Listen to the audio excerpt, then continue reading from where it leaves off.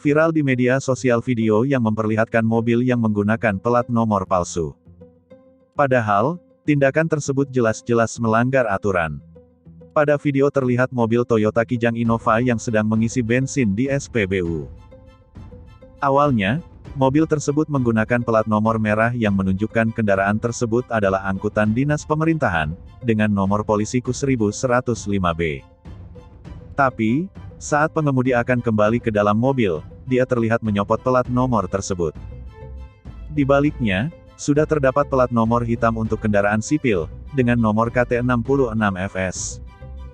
Perlu diketahui, penggunaan pelat nomor palsu merupakan tindakan pelanggaran hukum dan akan dijerat sesuai dengan undang-undang yang berlaku. Pemilik kendaraan yang terbukti memalsukan pelat nomornya, akan diberikan penindakan tegas hingga ancaman penjara.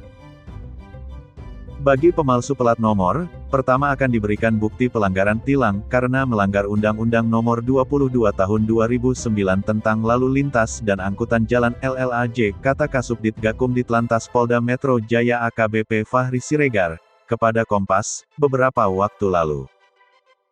Fahri mengatakan, mengenai penindakan pemalsuan pelat nomor bisa juga dijerat dengan Pasal 263 Kitab Undang-Undang Hukum Pidana KUHP.